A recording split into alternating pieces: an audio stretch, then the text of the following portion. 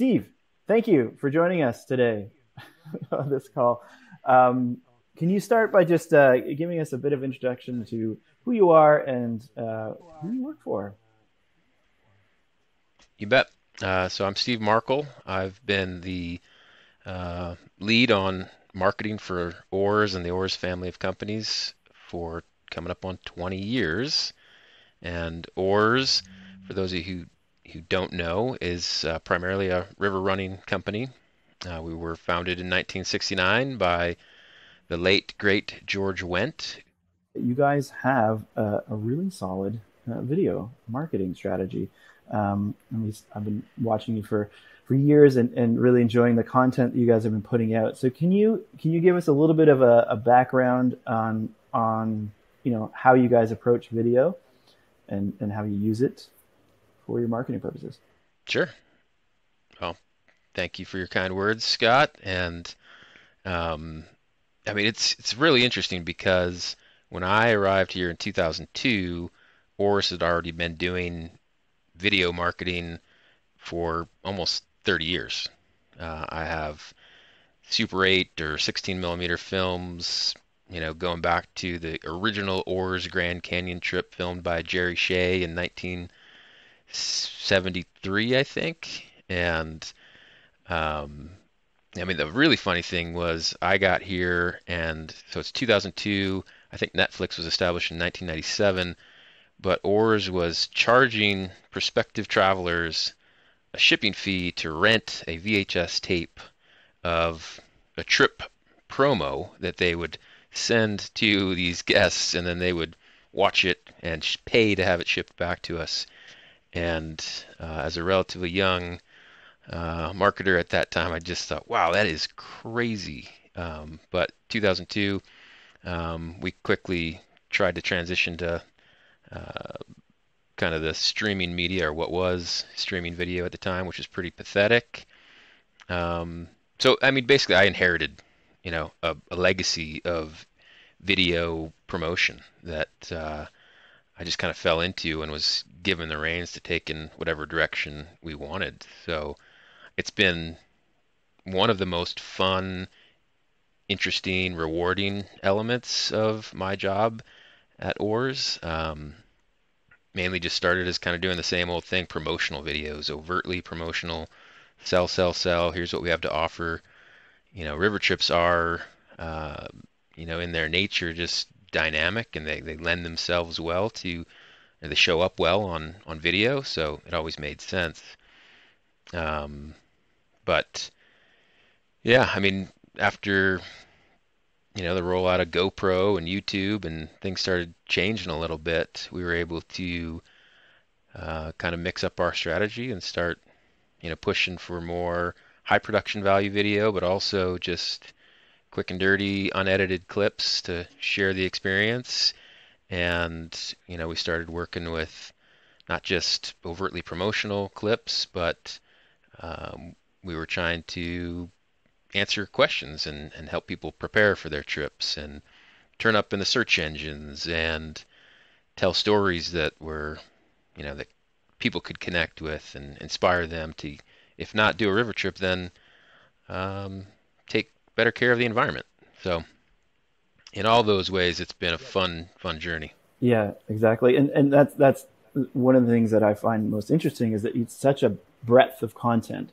Like if you go to a lot of your trip pages, there'll be a short, splashy, fun video that shows you the kind of quick sense of what that trip's going to be like. But then you have some great tutorials and how-tos, and then some really good story-driven content. So how do you decide where do you put your money when you have such a wide variety of video content that you've been producing? Sure. Um, so at this point, I would say we are probably spending about 10% of our marketing budget on video production in an average year. Pandemic years withstanding, probably.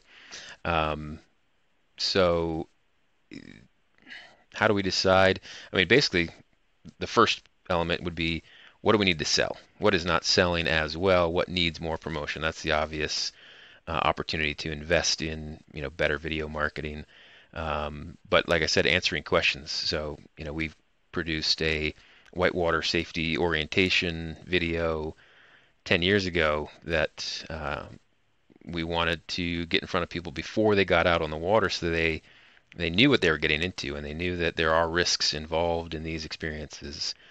We started creating videos for how to pack for your river trip. Um, and then we took those, answering questions to another level and started doing content like how to fly fish or how to make Dutch oven lasagna, how to pack a cooler for camping. And those pieces of content were really designed to um, turn up in the search engines for people who might not be looking for a river trip, but are presumably campers and are probably good candidates or prospects for the type of experiences we offer. So, I just checked the other day, we've got a how to pack a cooler video that's got 100,000 plus views, and it's not selling river trips, but based on my knowledge of how this all works, some of those people are well, they're all being exposed to O.A.R.S. And some of them are coming back to the website, and some of them are converting to leads and or reservations. So I guess that's the kind of more functional aspects of our video strategy. But when it comes to storytelling, I don't think we ever had a strategy laid out. We just decided with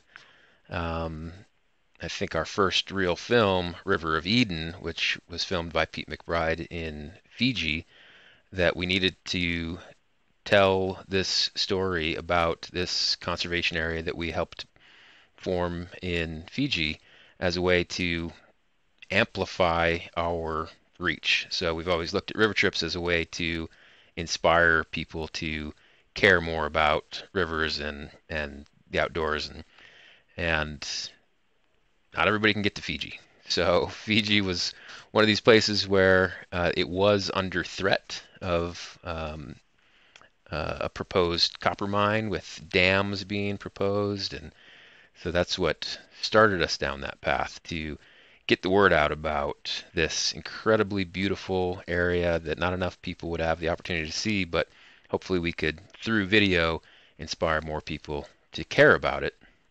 And then it just became very natural for us to do that with other stories, and if not conservation minded, sometimes they were conservation heroes or just good characters that have a story to tell, and so that's kind of where it's gone, and that content, not surprisingly, is what people want. That's the content you're never going to get without paying some money, hundreds of thousands of views for a promotional video. But you could very easily get, and I don't want to overpromise, but you could get hundreds of thousands of video views for content that connects with people and tells a good story. So yeah, I have been to your YouTube channel recently and was not surprised, but to see that you do have a few videos in there that have reached over 500,000 views, which is fantastic. And just to emphasize your point that it's the story-driven content that has those views, not the promotional pieces. Which you can get that many views, but you're paying for it if it's a promotional piece. You're paying for people to view it through advertising to basically get those view counts out. But with that more story-driven content, like, can you give us a bit of an insight on kind of how those come together? Are those ideas that you guys think about? The River Eden was a, obviously you have, as you explained, there was a need there to get the word out. How would that process work? Do people come to you with ideas, or where does that come from?